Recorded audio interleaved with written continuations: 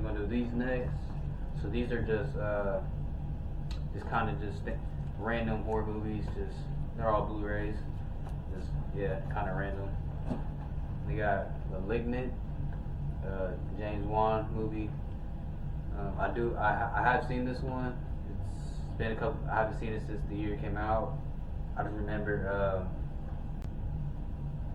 So yeah, the main character, she basically, was it nightmares or she was sleepwalking or something going on, but while she was dreaming and sleepwalking or whatever, that's when her other personality slash literally the back of her head has like, it's like her twin or something, conjoined twin or, yeah, so the back of her head turns into another person and it's basically killing people, I think. I need to rewatch this one, but this was good. If you haven't seen it, I recommend this. I know I explained it, probably didn't sound too good. I didn't explain it well, but watch this. *Malignant* was really good. I'm going to rewatch that soon. Yeah, this is all these movies I'm about to talk about are all really good, by the way. This one is *I Am Legend*. Haven't seen this one in a while, but this was a really good one. Will Smith. It's vampires. They kind of look like zombies, but they are vampires, I'm pretty sure. This is just a good apocalypse movie. It's just him and his dog and the vampires and the world just wiped out, and it's just about him trying to survive during that. And it's good. It gets sad during. We all know that if you've seen the movie, you know the sad scene I'm talking about. It make a grown man cry damn near. And yeah, this is a really good one that I need to rewatch soon. I'm glad to have this on Blu-ray. And it's cool to see Will Smith in a movie like this. Next up, I talked about another anthology movie, *Cat's Eye*, from earlier. That's a Stephen King anthology. This is probably the best anthology I've seen. More of my style, more of my era. It came out in the early 2000s. *Trick or Treat*. If you're Halloween, this is a good movie to watch during Halloween time, for sure. And I'm glad to own this. What's his name? Sam. Sam's cool. Little can't kill him. The last segment was. I just watched this on Halloween, I think, so it's kind of fresh in my mind. And yeah, this is like for sure my favorite anthology, which I haven't really seen too many of them, but I feel like it's gonna be hard to pass this one. I just had a good time watching this. I don't know if I'd say like a yearly watch. Well, not a yearly, but I don't know if I can watch it all year round. But yeah, for Halloween time, that's like a must watch during October. Next, we got *Jaws*. Yeah, we got some classics here. Yeah, it was not. I mean, it's *Jaws*. Some people say it's not a horror movie, but I think it is. It's a jaw. It's a shark killing people. Especially that first scene, the music. When the music, we all know the da-na, da-na, da-na, da-na. We all know that. Like, I gotta say this real quick. I think this inspired the Jaws. Inspired the Michael Myers. You know, when Michael Myers is like coming up on you, it's like da-na, da-na, da. You know, it kind of sounds like the Jaws when Jaws is coming on you. I don't know if it's just me, but I think John Carpenter was inspired by this, by the just the stalking nature of Jaws. You know, yeah, Jaws it's a good movie, classic. If you think it's a PG horror movie, but it gets bloody, especially in the end when they're on that boat. Yeah, it gets pretty bad. I like it though. It's definitely the best shark movie, probably the best horror movie that has like an animal killer. Like, it all started with Jaws. Gotta have that. Next, we got *Carrie*, another Stephen King movie.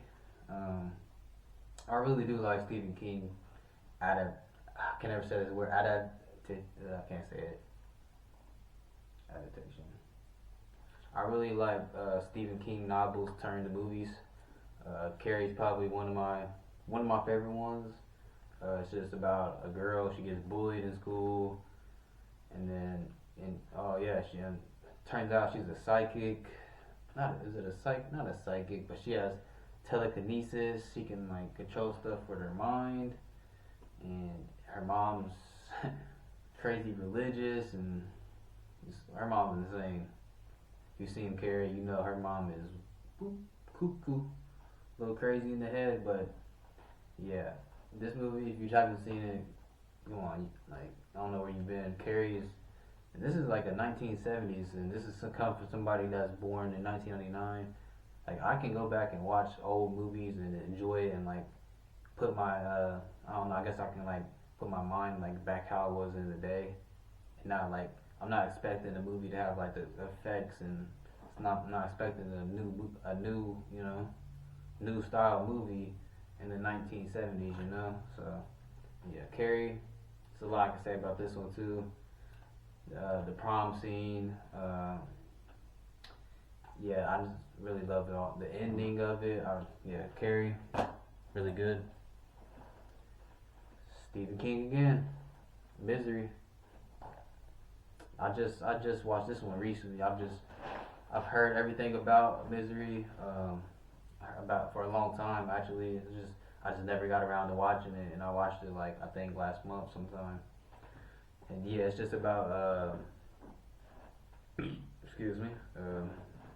So it's about a writer, and basically he just it's snowing, and he I don't know why it's pretty stupid. I don't know why he was driving in that, and he was driving fast too. Yeah, he had that coming. If you ask me, I don't know why he was out in that weather. Anyways, yeah, he was driving, got in a wreck, um, and then Misery, not Misery. What's her name? Kathy Bates. Kathy Bates. Yeah, her character. I forget her name. I can't think of it. Annie. Annie finds the writer, and basically she like takes care of his cause I think he broke his leg or something. She's a nurse, so she knows how to fix him up, and he basically just stuck there in her cabin.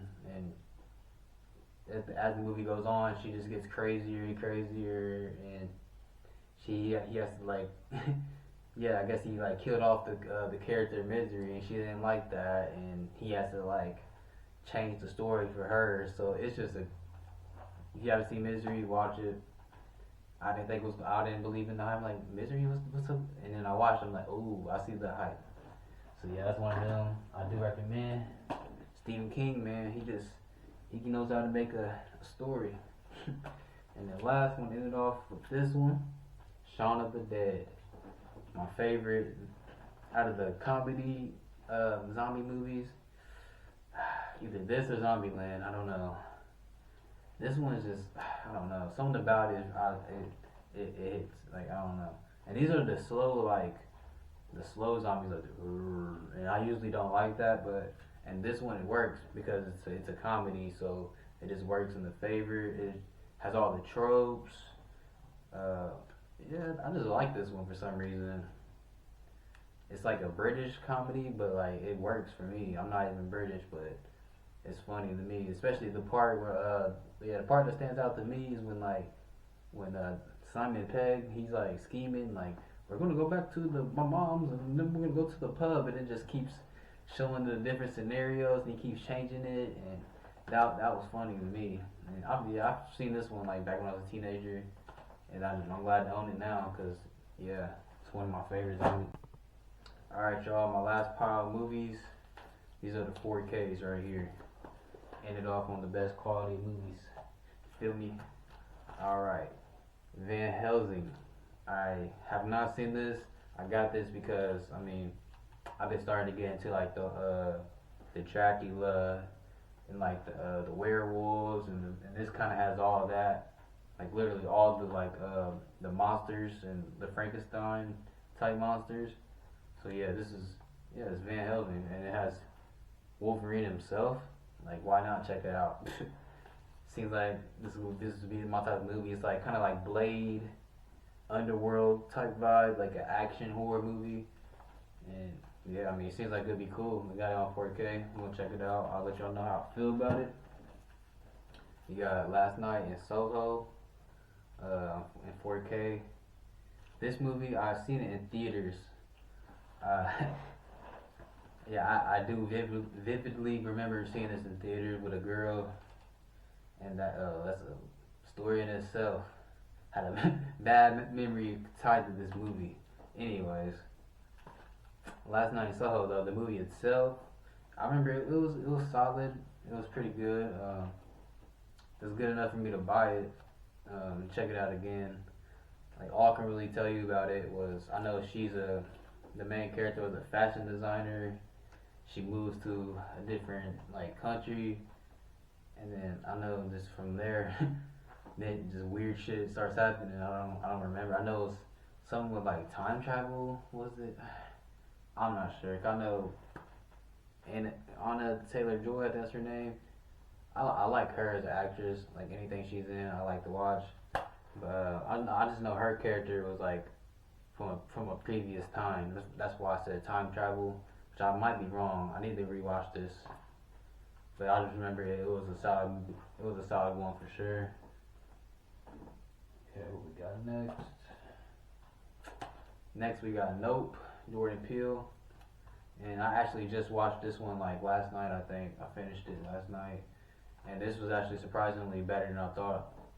You know, I don't know what I expected because I know Us was kind of like one of the movies that's like it was good, but like I thought it could have been better. And this was kind of it was like that too. Jordan Peele doing an alien movie that could be crazy. Where I mean, and it was just like it was good. Don't get me wrong, but it was like it could have been better.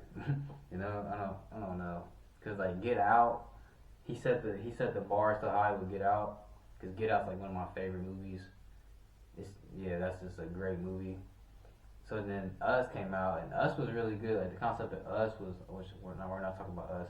Just that movie. I think I prefer that. Well, it goes Get Out, Us, then Nope, which is crazy because it's like each movie, he just like doesn't like uh, match the quality of the previous. And but it's hard to do that because like none of his movies are bad though. I'm not saying that. But it's like when you're so good, like your movies are so good, it's like each one is like, I don't know, the drops off. But this is still, don't get me wrong, a good movie. Like, I've never seen an alien like this that like just literally sucks people up and just like eats them. And and I can't. What else happened in this movie? But yeah, I do recommend Nope if you haven't seen it. I don't know why I'm just now watching it, but it was a good watch. If you like Jordan Peele movies, you'll like it.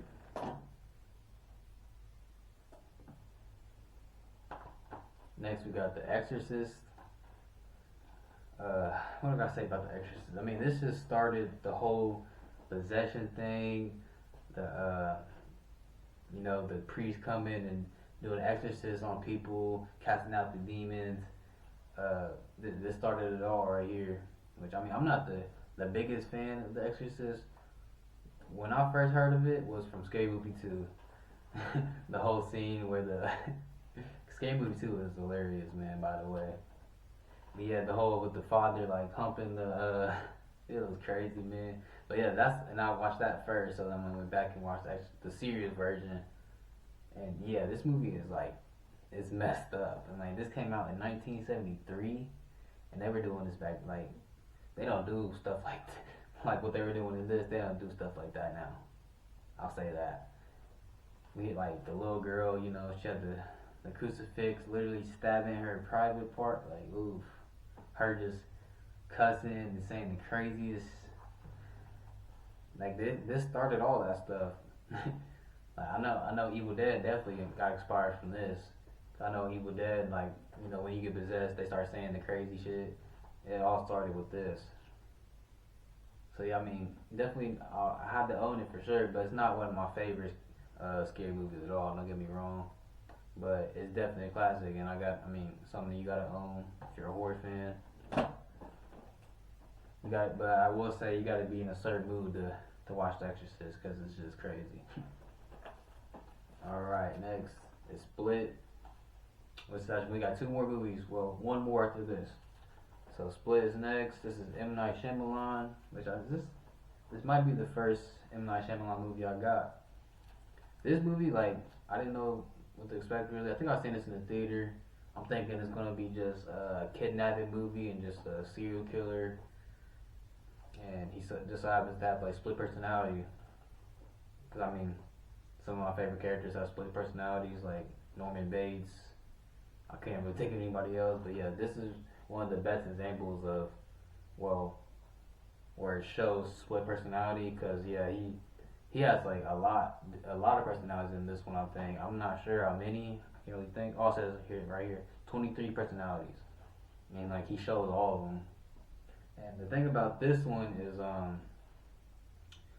so if you know M Night Shyamalan, you know he directed Unbreakable, which I love that movie. That Yeah, I think that's my favorite M Night Shyamalan movie, and that's not even, I'm a horror fan, but that's not even a horror movie. That's like a superhero movie. Before superhero movies were like cool, but yeah, that's like one of the. If you haven't seen Unbreakable, watch Unbreakable. But this is a sequel, and yeah, I didn't know that. Nobody knew that going in, and I was pretty surprised. At the end, Bruce Willis pops up. It's like what? But I mean, it makes sense because like at the end, his last personality was like a beast. I think it's literally called the Beast, and he like gets like super jacked and he's like killing people and like I think he was eating people. He's like like a super villain. So then yeah, and at the end Bruce Willis pops up and he's a superhero in Unbreakable. I forget his name. I think it was David Dunn. But he's like super strong. He has super strength and he's like he can't die. And he has like a weakness to water and so it's just like yeah, it's like it sets up the next movie, which was Glass, which was that's another one of the movies that could have been better. But yeah, this one was really good because it was a good movie for what it was, for just showing the split personalities and the kidnapping story. It was good for that. But then at the end, the Beast came out and that was good for what it was. And it turns out it's a sequel to Unbreakable. So this is just for that. For being a sequel to Unbreakable, that was a twist ending. Just for that alone, this is a really good movie. It's one of probably one of my favorite M Night Shyamalan movies. All right, last but not least, been talking for a while, y'all. Man, it's been wanting to talk about movies, y'all. Been working, It's like relaxing to just be able to just I listen to podcasts and watch other people's videos. It's cool to like be able to say my own thoughts on the movies. So last but not least, Halloween 4.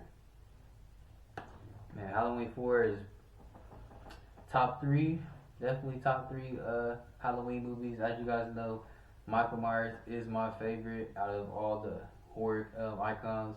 Michael Myers is my favorite, and this is probably one of the best showcases of Michael Myers. So I'll just spoil and give y'all my top 3 Halloween movies real quick. My favorite is the original. My second favorite is either this one or Halloween 2, the 1981, the original Halloween 2. So yeah, cause I feel like those are just the best uses of Michael Myers. It's him just because Halloween 2 started the whole Michael Myers killing his family. So, which I'm not the biggest fan of that plot line, but if we are gonna go with that plot line, Halloween 4 follows that.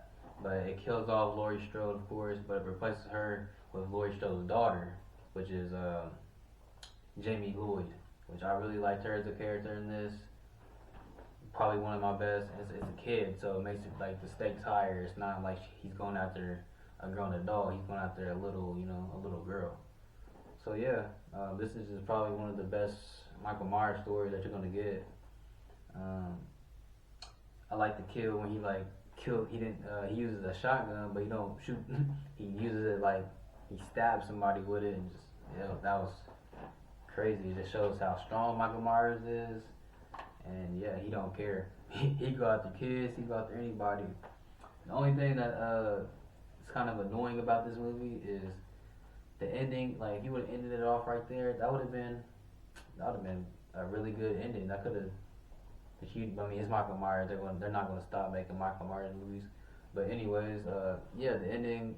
Jamie Lloyd is she basically what I'm getting at. What I get from it is Michael Myers dies and the curse gets passed on. Whatever was going on, Michael Myers killing his family gets passed on to Jamie Lloyd at the end. And yeah, movie ends right there. That would have been a good ending for the Michael Myers story. Boom, curse gets passed on, and no more. But they kept going, so Halloween 5 just totally says screw that. Uh, make Jamie Lloyd just not be able to talk anymore. She's not a killer anymore. She lost her killing tendencies, whatever happened at the end of 4, it just doesn't matter. Now Michael Myers is back killing people. So they just said, the end of this just doesn't matter. So that's the only thing about Halloween 4 that kind of is like, damn. But if you can ignore that fact and accept Halloween 4 for what it is, top 3 Halloween movie in my opinion. But yeah, I've been talking for a long time, y'all. I'm about to get in the shower and gotta work tomorrow in the morning. I just wanted to get a video out for y'all, start recording. I love talking about movies, and I got a lot more planned. Hopefully I can start putting more time into it, cause yeah, I have a lot of ideas I want to talk about, a lot of like rankings, and you see, I obviously got a lot of movies to watch and catch up on. So you probably expect more 4K and Blu-ray movies. 'Cause I mean, I'm kind of that impulsive. Like once I start doing something, I kind of just keep doing it. And I mean, I like movies, so I mean, that's something I like, collecting movies. I mean, I like to watch movies. Why not collect them? But yeah, I'm gonna get off here. Hope y'all have a good night. Have a good rest of the week. If it's morning time, have a good morning. Have a good day. And yeah, I'll catch y'all later. Deuces.